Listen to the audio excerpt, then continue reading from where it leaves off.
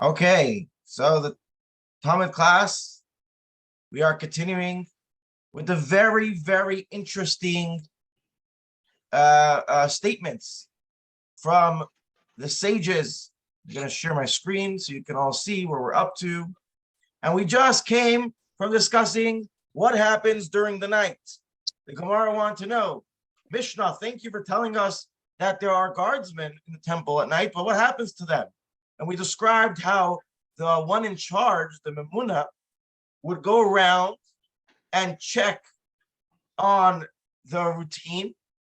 And if he found anyone sleeping on their job, he had a lot of authority to give them quite a rebuke. Once we're talking about rebuke, I mean, over there it was more than just a rebuke. It was actually they physically gave him something to remember.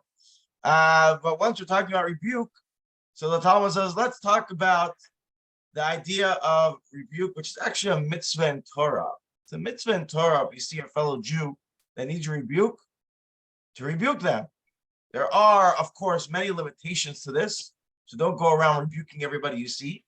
That's not the way it works. It has to be in private, has to be with love, and it has to be on your level.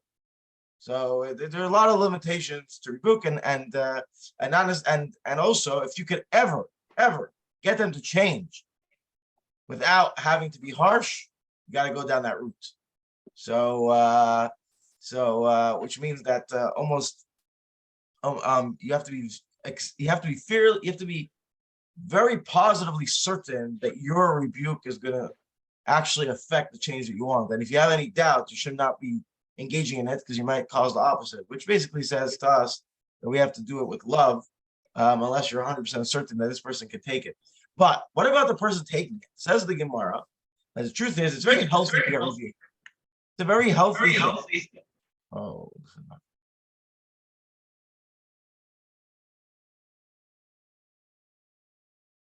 okay.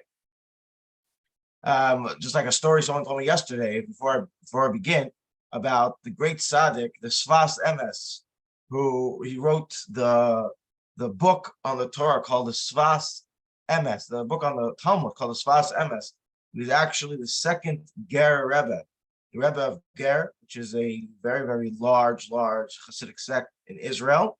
And when he was a child back in Europe, his grandfather was the first Rebbe. So his grandfather was the Rebbe. He was a young child, and the Sfas Emes was a prodigy child.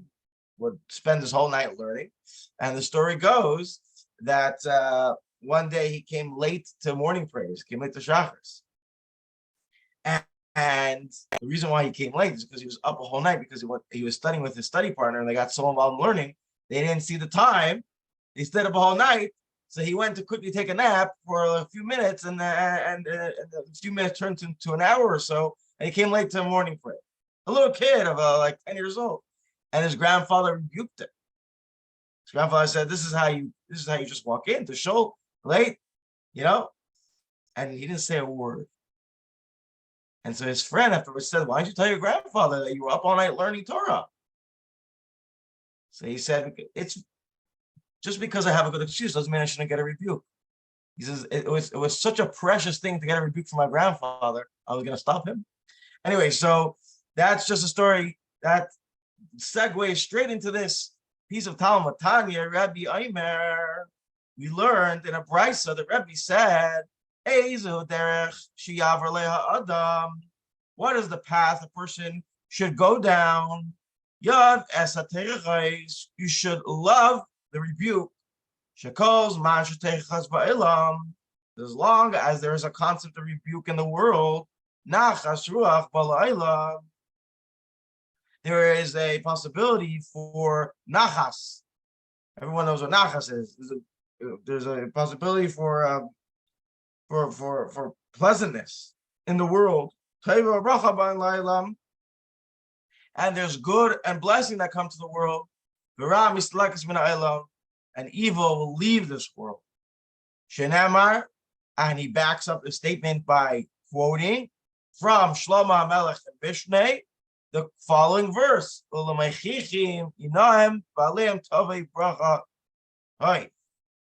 those who are engaged in rebuke shall have delight, good blessings upon them, says the Shlomo Melech.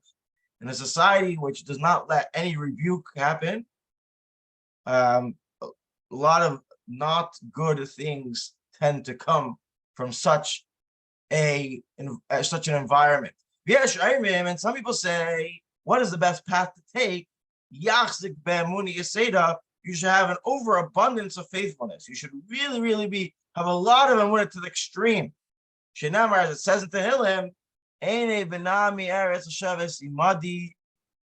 my eyes are upon the faithful of the land, and they shall dwell with me.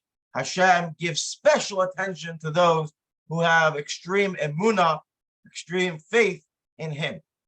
Amar Rabbi Shmuel bar Nachmani, the great Amoraic sage Shmuel, son of Nachmani, Amar Rabbi Yenasan, said in the name of Rabbi Yenasan,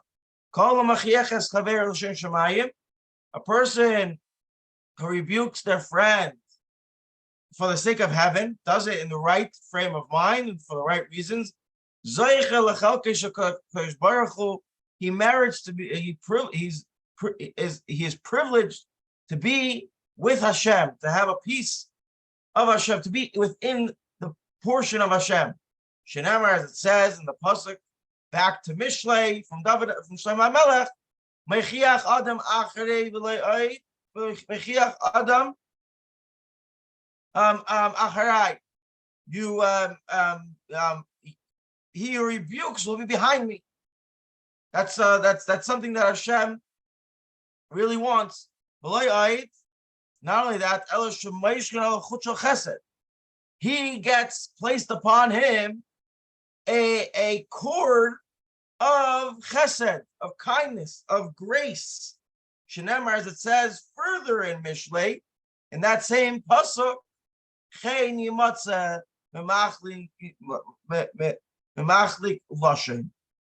will find favor to those who flatter with the tongue, which is referring to people who enhance society by engaging in rebuking their friend. Again, just a warning: don't do this at home. Don't do this at home. Meaning, you should obviously do this, but it's a very clear halacha that if you have to be absolutely certain, 100% certain, that from your words the person will actually improve, and that could be very, very rare if we're not 100% very careful. That's done with absolute love and with them in mind and without any ego involved. And it has to be, you have to be very certain that this person is ready for it. Then nice words and incentives and encouragement to the contrary is not going to work. Which that is obviously takes priority. The key is that people improve and that people care about each other improving. That is the key to an amazing society with a lot of blessings. Okay, back to the Mishnah. Let's end off our Mishnah. We're going to end off with the last piece of our Mishnah. The Kohen goes down to what do we say? Mishu writes a litam of mizbeach, a person who wants to do the pre-service, who wants to clean the mizbeach before the service begins. So he has to get up extra early, and he gets up extra early, and then there's this lottery.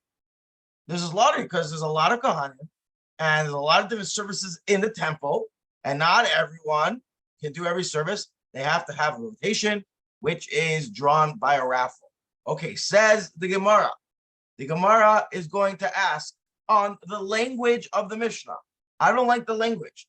The Mishnah says, Mishu writes a literis hamizbeach, he who wants to do trumas hamizbeach, which means to take away from the ashes on the mizbeach. Yashkin, he gets up early and he waits for the memunah to come. He waits for the guy in charge to come. Once the guy in charge comes, the guy says, whoever wants to do this pre-service, let's go. We're doing the raffle. Says the Gemara, Haguvakash, I have a question on the terminology here. On this, I have a question. Amras, you tell me on one hand, Mishu writes a litimus mizbeach, he who wants to do the Chumas HaMizbeach, which is the pre-service, he who wants to engage in the pre-service, he should get up early. Mashkin v'tayvel. He gets up early and he goes down to the mikvah and waits for the man in charge to come.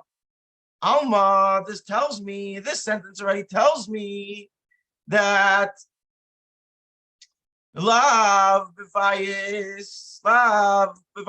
we don't do a raffle, Talia Milsa, that it's not dependent on the raffle. And then you go and tell me another sentence, Yavivayis come and do a raffle, Alma, Talia Milsa. So it is Talia on the raffle. On one hand, it sounds like to me, whoever gets up early can do it. And then you tell me, no. We actually are doing a raffle. The terminology, the way the Mishnah is structured in these two sentences, sounds like there's something here. There's something more over here. There must be the precision that we place on the Mishnah. It doesn't allow us just to walk away from this. We have to explain this. So there's going to be two answers. Two Amarayim are going to answer. The first one is Abaye. We had it many times. Amar Abaye says, Loi Kasha, this is not a question.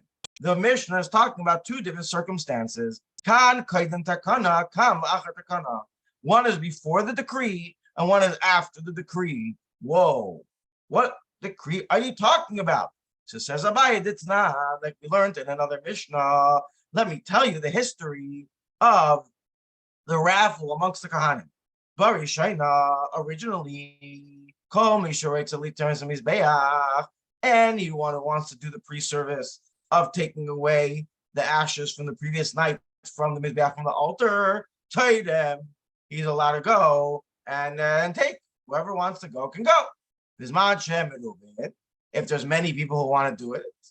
So they used to have not a raffle, they used to have a relay race. They used to have a race competition. You go and you run up the ramp. Whoever gets to the top first, whoever gets to the top within 4 amas, within the 6 feet, Zacha. He's the one who won. He won the race. He gets to do the pre-service on the Mizbeach. Hayushnaim Shavim. If there were 2 that came in a tie, the Mamuna tells them, put out your fingers, raise your fingers, and they perform the lottery, which was a mechanism. We'll learn more exactly how it worked later on.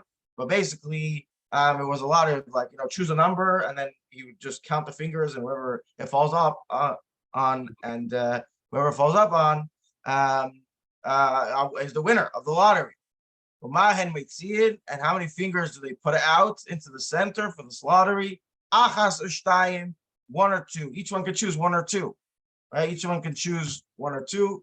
If you understand if you understand what I'm trying to describe here, basically the Kohanim would stand in a circle. I don't want to dwell into this because we're going to learn about it later in detail, but basically they would stand in a circle, and everyone would be able to put out 1 or 2 fingers. You choose. And then there would be a random number chosen. And you would start from a random person, and you start counting the fingers. 1, 2, 3, 4, 5, 6, 7. There's some people have 2 fingers, some people have 1 finger, and it's all a risk because he may land on you. He may not land on you. If you put out 2 fingers, it takes a lot longer to get around the circle, which may mean that some people have a greater chance, depending on the number. If more people put out 1 finger, the circle, he goes around the circle again and again, counting his number more often because there's less fingers in the circle. And the point is, wherever the number falls out on, that is the Kohen who wins. Okay. Vein Mitzi and Gadol B'Mikdash, you're not allowed to put a thumb out because that's very easy. If you start calculating, it's almost by me, and you're able to put it out, a thumb in and out, which is very easy. It's very hard for people to catch if you use a large amount of Kohanim. So it's easier to cheat that way. So only fingers.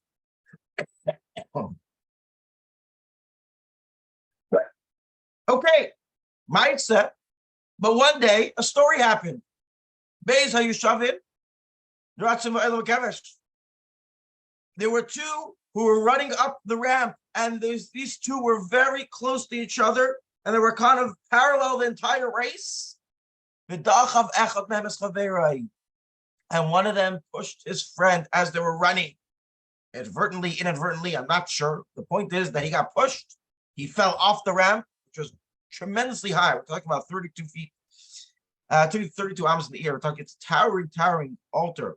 Vinishbara Raglay, and his foot was broken. Okay, Shiro Basin. And when the Basin saw that the method is very, very dangerous, Yiskinu, they made a takana, they made an enactment, that we're only going to rely now on the lottery to determine who is going to do the pre-service, and therefore you wake up, you do the lottery, and no more races. So therefore, says Abaya, it's fine. The Mishnah is talking about two different times. One, Mishnah was talking about before the enactment, they only did the race, and they only had to do the raffle if there was a tie. And another one was talking about after the enactment, where they initially did the PSA, they initially did the raffle, the lottery.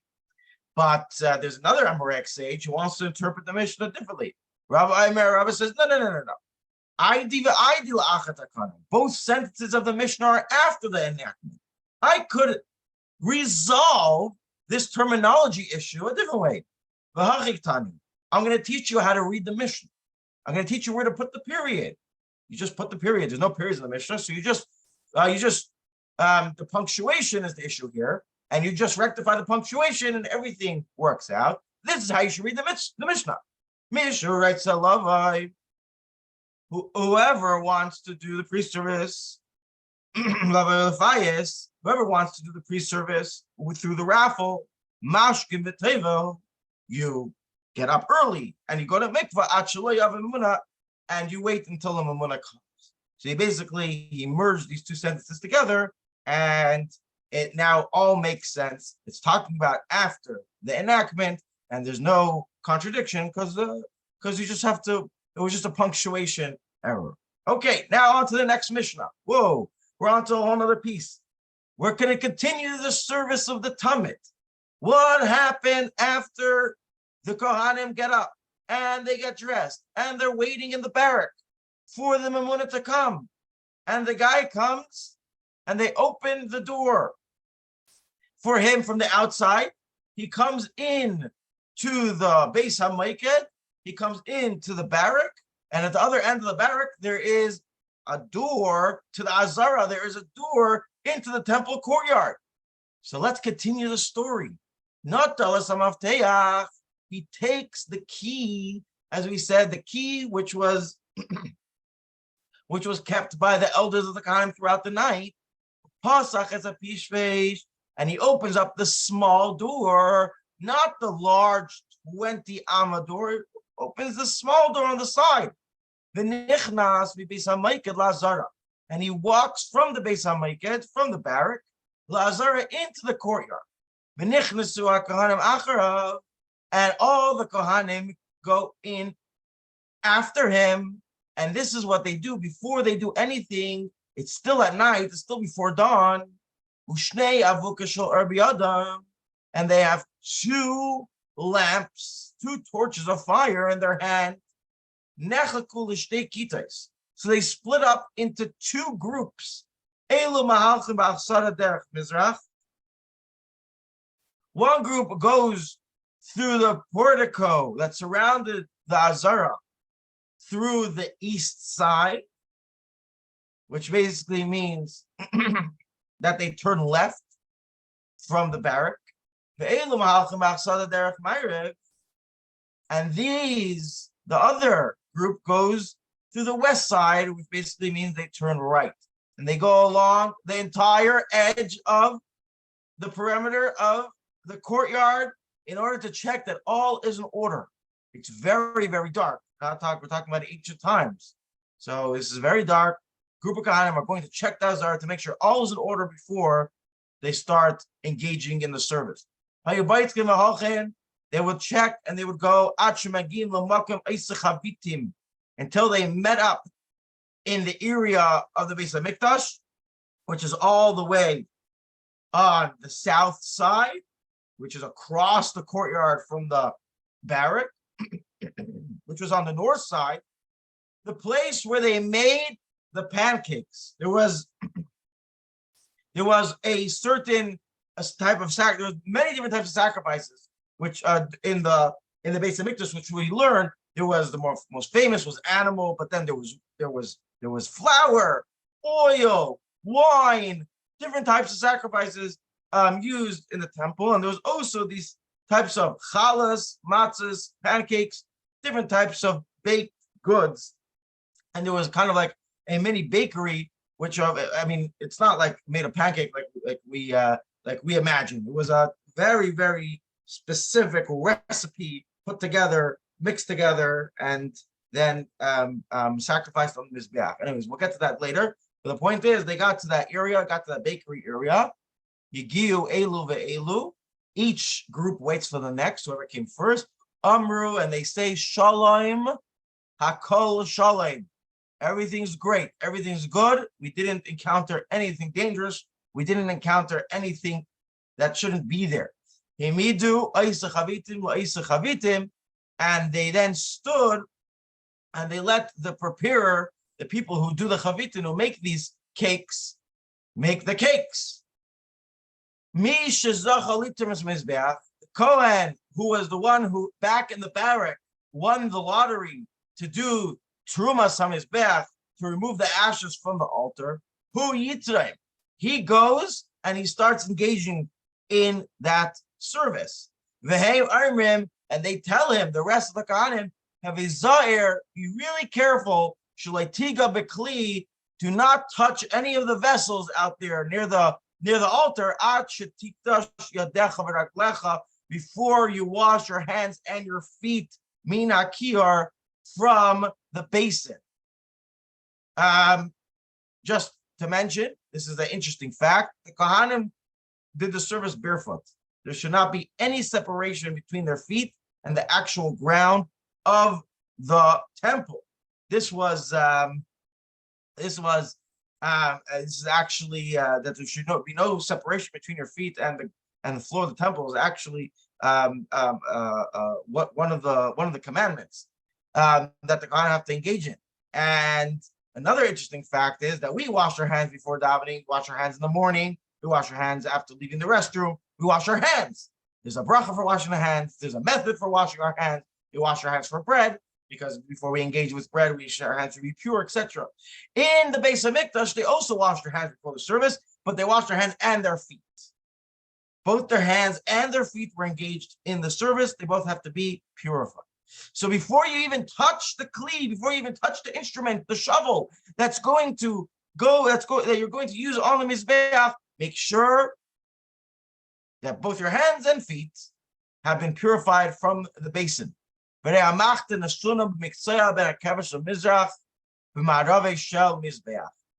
this kli, this shovel, was lying throughout the night by the corner of the mizbeach, on the east side of the mizbeach. Sorry, between the kevesh of mizbeach, on the west side of the kevesh, on the west side, which basically means the side in between the mizbeach and the temple structure. Let me see if I can find for you a picture right here. This is a perfect picture, which we're going to now analyze as we discuss this service. You see the Kohen over here with the shovel. He's already coming down from the mizbeach off the ramp, and he's putting the ashes on this mount in this hole over here. But before that, you have here a view of the mizbeach. This is a view from the south side. So your back is to the south. If you were looking at the temple right over here, you see the temple structure, right? We're talking about right over here. The barrack was right over here. They walked along that parameter, one group over here, until they met on this side over here. And they met on the south side, which is the left of the temple, if we're facing the temple. And this is where we're discussing now today in this Mishnah. So right over here, right next to the temple structure, was a cistern. And that's where they did. You see how these Kohanim over here, they're washing their hands and their feet from this very, very large sink device. And right over here at this corner, It's hard to see the corner because you're just looking from on top, because we're pretty high up over here. But this corner, on the corner of the Mizbeach, which is in between the Mizbeach and the structure of the Beis HaMikdash, that's where the shovel was lying throughout the day. All right, let's continue what happens. Ein Adam nichnas imay. No one else enters, is permitted to enter the area over here while this Kohen is engaging in the pre-service. Everyone has to wait over there at the edge, at the side. V'loy ner biyadei, and he did not have a candle in his hand. El ma'alach la'ar ha'ma'aracha. He would walk across the courtyard to go wash his hands and feet and take the shovel, go up to his back. He would do that all by the light of the light of the Mizbeach. There was always a fire on the Mizbeach, at least a small one throughout the night. So he would use that, he would walk by that light. And they would not be able to see him because the Mizbeach is blocking their vision. And did not hear his voice. He did not make a peep. He went silently. The first time they were standing all the way at the edge of the courtyard with this massive Mizbeach in front of them. He was going around the Mizbeach to the front to wash his hands. And the first sound that they heard was the pulley, the mechanism, which was made out of wood, Sha'asa ben Katan, which the great craftsman Ben Katan crafted, Meichne Lekiyar, which was a mechanism that was able to pull up the kiyar. Let's go back to our picture and see exactly what's going on. You see this pulley over here? Now let me tell you what's going on. The water inside of this kiyar was filled up the night before. Now here is the problem. Water that remains outside should not be, throughout the night, should not be used to purify yourself. It has to be fresh water from the ground, from your sink. You should not use the water that is laying out at night. Now you may ask, but a lot of people have the custom of having their cups and their basins next to their bed so they could actually wash their hands right when they come out of bed. Well, the answer is that is not the washing of the hands that you actually make a bracha on. That is the washing of the hands that's according to Kabbalah that we engage with, that you do first thing in the morning, but then you also have to do a second time once you get dressed by the sink. And that's the one you make a bracha on, and that should be fresh water. Now, in the Beis HaMikdash, there's no time now to fill this up with fresh water, which was probably a big ordeal in its own right. It took a lot of people right in the beginning of the day, they had to be able to use the water. And so they created this mechanism where there was a hole inside the pit. There was a pit that was dug out into the floor of the Beis HaMikdash, a deep pit, which was filled with water. And this entire thing, the entire cistern, was in the pit the entire night. So it's fresh because it's surrounded by water.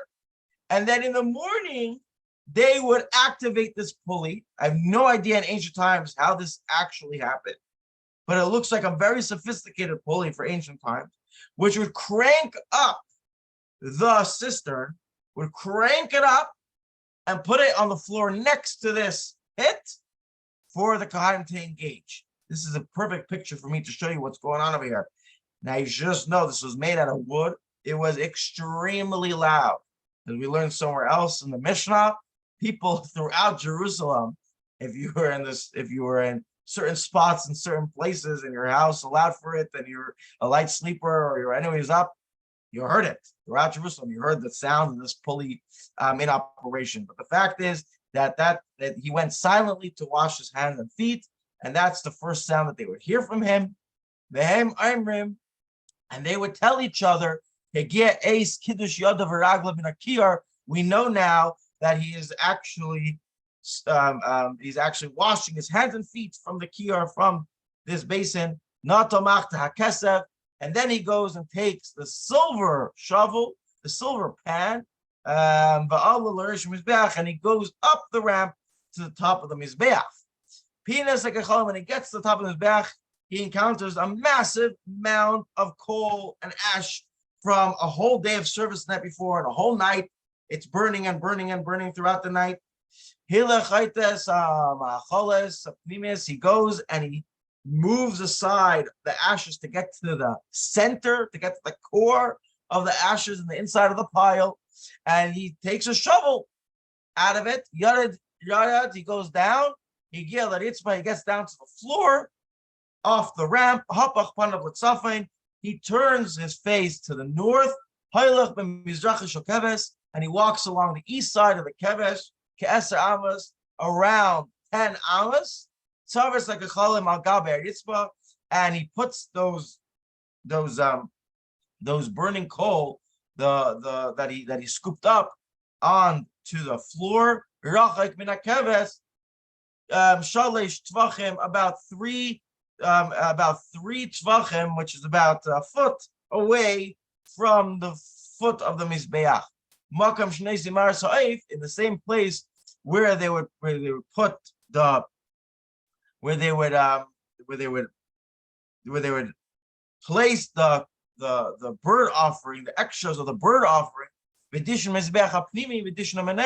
and that place was also where they cleaned out all the soil they cleaned out from the inner mizbeach, from the incense inside the structure, which we'll learn about later, and they clean out the menorah, which was lit every single day inside the sanctuary, inside the structure itself. So after every single day, before you light the menorah, you have to clean it out and replace it with fresh wick and fresh oil, and all that came to this spot, which was like, it wasn't a garbage. It was very holy. It's all holy stuff, very sacred stuff, but it had a place where you could put in a pile where it was put. Later on in the day, other kohanim would take it from there and bring it outside and clean out and rinse and repeat, and that's how they would keep the mizbeach clean and fresh from day to day. And so ends the Mishnah. Now, I know that it is, time is it? Oh, we have some time. We could actually finish to the end of the parak today. Says the Gemara, right? So we learned some very interesting things of how the pre-service took place and what was the process. And this was like a military precision. These Kohanim, they know exactly what to do. They practiced a lot in their youth before they were incorporated into the unit, and they would do this, with a lot of precision and a lot of exact detail on how to behave. And we just started having a taste of that. In the coming Mishnahs, we're going to continue on throughout the storyline, throughout the day, how the temple service took place on a daily basis. But before we get to the next Mishnah, the Gemara says, hey, I need to now analyze this Mishnah. So it turns out, the Gemara says, there's not a lot over here I need to analyze. Things are pretty clear, except I have one or two things. Okay, number one, the minute the Gemara is going to say, I have a question, I need to clarify something, because you said in the Mishnah that as soon as the Kohanim leave the barrack, what do? They split up into two groups, and they walk along the parameters of the temple courtyard to check out the entire courtyard to make sure everything's in order. And what was the word you used? You said that he went around Achsadras. He went around under the Achsadra, which is actually one of these Aramaic words, which is derived from Greek. Just interestingly enough.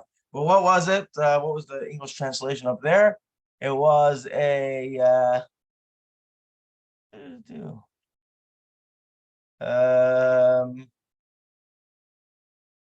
yeah, let's find the English word. Anyone remember? This was a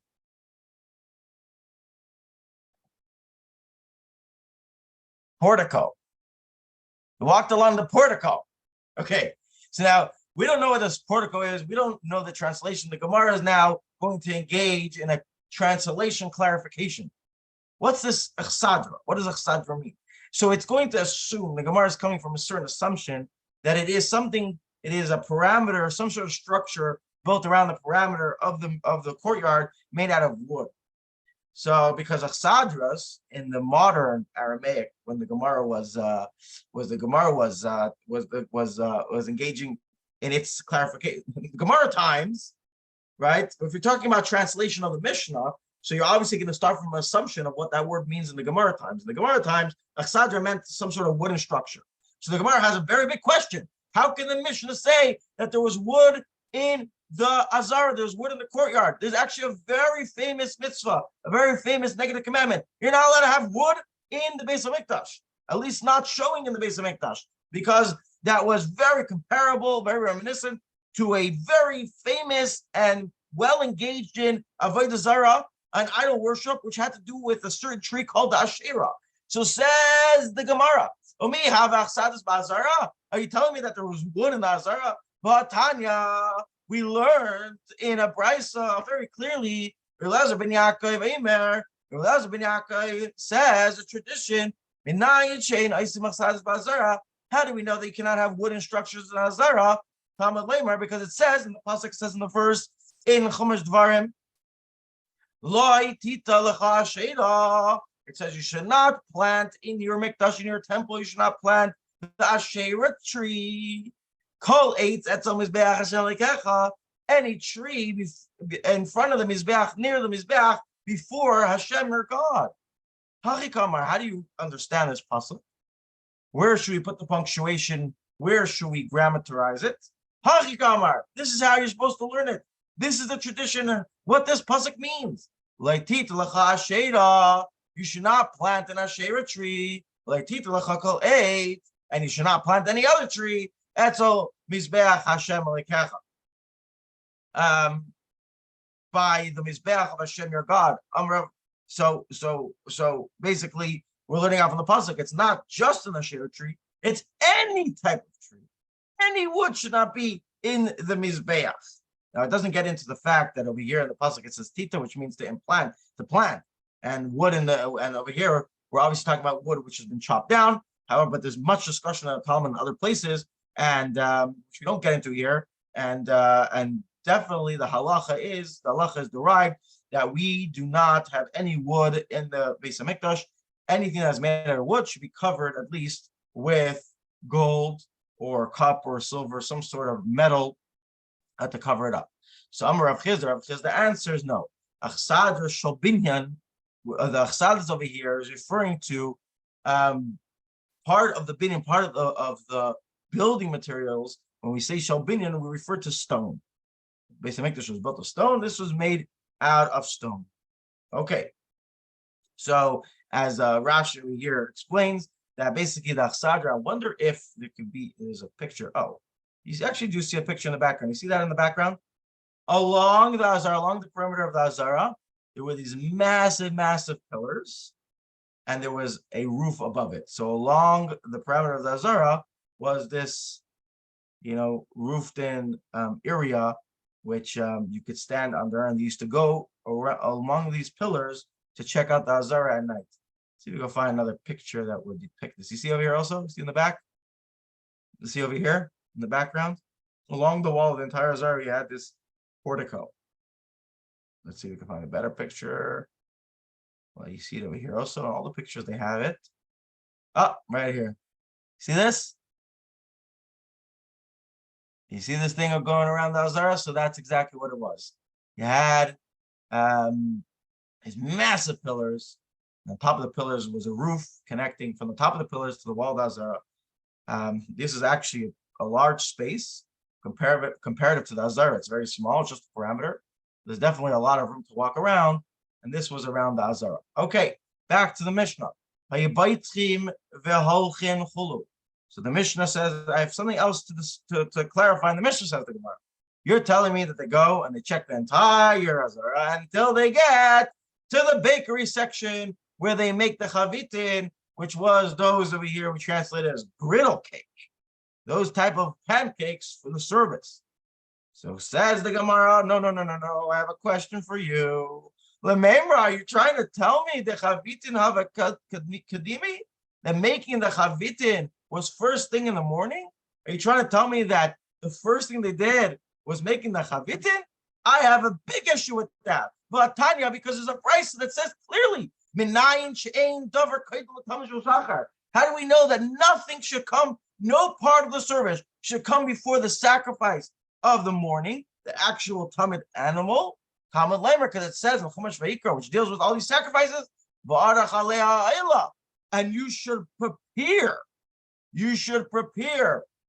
the mizbeach for the burnt offering, which was the Tamid, which basically means that the first thing that happens before anything else is that you have to do the actual Tamid. The actual animal sacrifice has to be first. And you're telling me that that they did the pancakes first? Something's off over here. Rava.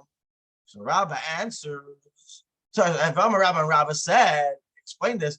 Ha'ayla, ayla rishayna. What does it mean? Ha'ayla, barach alea ha'ayla, that you prepare it for the burnt offering. The hay, the extra hay, is trying to tell me something. Ha'ayla, ayla rishayna, that the ayla goes first. Rabbi Yehuda. So Rabbi Yehuda answers. I'll explain to you what the Mishnah is saying. Our Mishnah is not claiming that the chavitin goes before the tamid. Our Mishnah is just saying they start heating up the water, which takes a while. They start heating up the water for preparing these cakes, which is going to happen later. So it's early in the morning. They do the check of the Beis Hamikdash. They come to this place, and while they're there, and then while they're meeting over there, they ignite the fire to start boiling the water for later use. Hadran lecha shleisha mekaymes. And we've just finished the first chapter of Tamid, shleisha mekaymes, and we are 3 pages in, a little more. So we are on, I don't know if we're going to finish this week, but definitely next week, definitely have the opportunity to finish this sometime during the 9 days. We're on good track. And this, I wish everyone a beautiful, wonderful, stupendous, and very relaxing, and very cool and not hot day. Okay, thank you.